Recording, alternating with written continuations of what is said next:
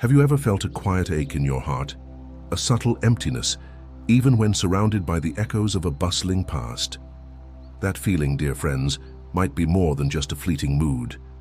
It could be the whisper of loneliness, a profound challenge many face as they navigate the beautiful, complex journey of growing older. But what if I told you there's a single, common social mistake that often fuels this very isolation, and understanding it is the first step to truly reconnecting. Today we're going to uncover that hidden mistake and explore powerful, gentle ways to build bridges back to connection, joy, and a life rich with companionship. Stick with me, because what you learn here might just be the key to unlocking a more vibrant tomorrow. It's a truth we often overlook, but loneliness isn't just an emotion, it's a significant health risk. Think about that for a moment. Experts tell us that chronic loneliness can be as detrimental to our well-being as smoking 15 cigarettes a day, or even struggling with obesity. It can affect our minds, our bodies, and our spirits, casting a long shadow over what should be our golden years. As we age, our social circles quite naturally begin to shift and sometimes sadly shrink. Friends move away, or their health might decline. Beloved partners or family members may pass on, leaving a void that feels impossible to fill. Retirement, while a joyous liberation for many, can also mean fewer daily interactions. Mobility issues can make it harder to get out and about. These are not failures on our part, they are simply the realities of life's evolving landscape. And with these changes, the pain of feeling disconnected can become overwhelming. It's that feeling of looking at your phone and seeing no new messages, of watching families gather from afar, or simply wishing for a warm conversation that never seems to materialize.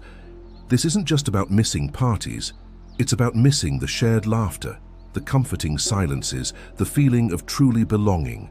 It's a deep, human need to connect, and when it's unmet, it leaves a profound mark. But here's the pivotal insight, the one that can truly change everything. The number one social mistake that leads to loneliness in seniors isn't what you think it is. It's not about being unlikable or having nothing to offer. It's far more subtle and far more common. The biggest mistake is passively waiting for others to initiate contact or, worse, assuming you are a burden if you reach out. Why do we do this? It stems from a mix of very human emotions. Sometimes it's a quiet fear of rejection. We think, what if they don't want to hear from me? Other times it's a deeply ingrained politeness, a reluctance to impose on busy lives.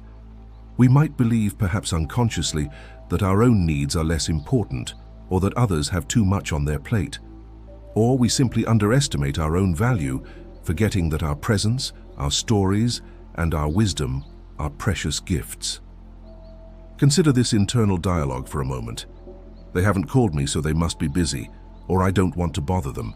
These thoughts, while seemingly kind, are actually protective mechanisms that inadvertently isolate us. We convince ourselves that we are being considerate, when in reality we are denying ourselves and often others the very connection we crave. Is that truly fair to yourself, or to the people who might genuinely miss you? The truth is, many people, young and old, struggle with reaching out. They too might be waiting for someone to make the first move or battling their own insecurities. When we passively wait, we inadvertently create a silent standoff, a missed opportunity for shared joy. It's a universal human trait to appreciate being thought of, to feel valued. And when you initiate, you are offering that gift. So how do we shift from this passive waiting to proactive connection? It begins with a gentle but firm decision to be the initiator. Don't wait for your phone to ring, pick it up. Don't wait for an invitation, extend one. It doesn't have to be a grand gesture.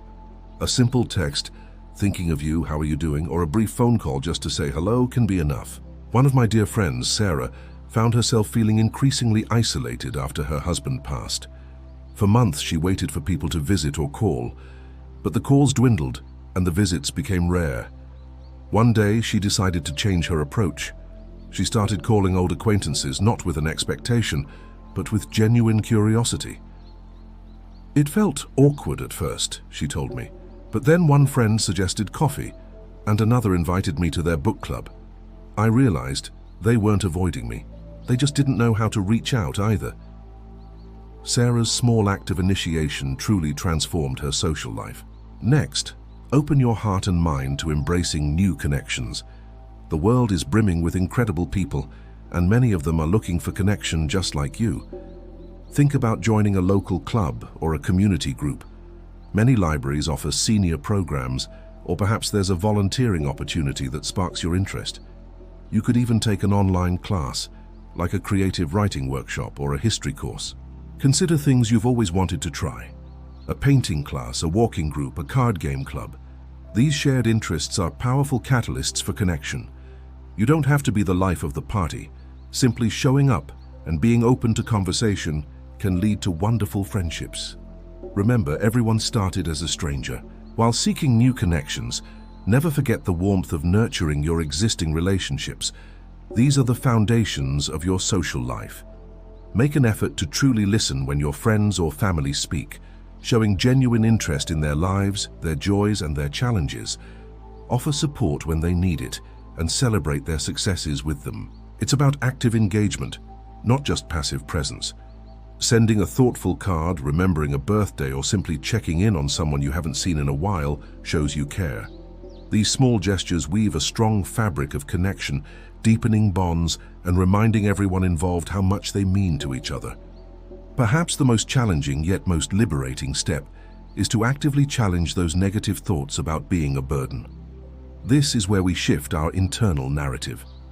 Instead of thinking, "I don't want to bother them," reframe it as, "I am offering a moment of connection that might brighten their day." You are not an imposition.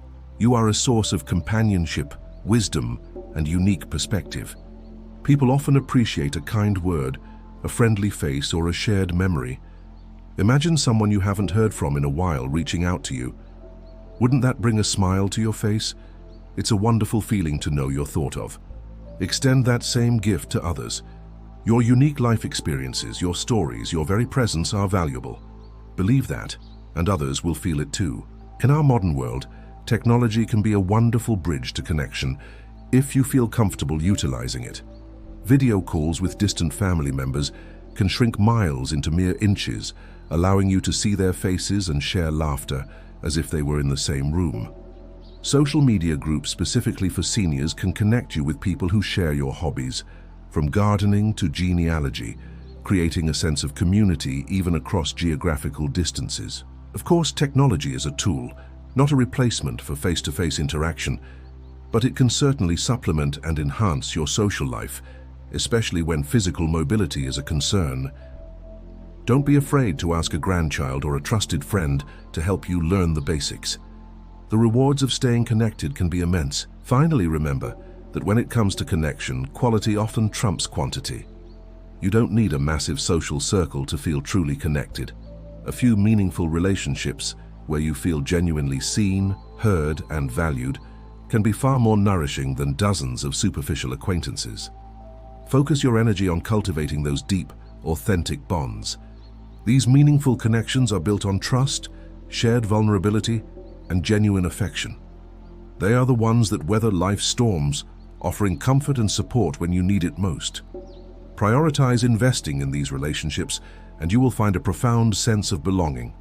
In essence, combating loneliness as we age requires a shift from passive waiting to proactive engagement. It's about understanding that your value doesn't diminish with time, and that your desire for connection is a fundamental human need that you have every right to pursue. Don't wait to be invited to the dance of life. Extend the invitation yourself. Open your heart, reach out your hand, and allow yourself to be seen, to be heard, and to truly connect. You are valued, you are needed, and you deserve a life filled with rich, meaningful companionship. So, dear friends, I want to hear from you. What's your favorite way to connect with others? Or what challenges do you face when trying to reach out? Share your thoughts and experiences in the comments below. Your insights might just inspire someone else. If this message resonated with you, please give it a thumbs up, share it with someone who might need to hear it, and subscribe to our channel for more gentle guidance on living a connected and fulfilling life. Your support helps us spread these important messages far and wide.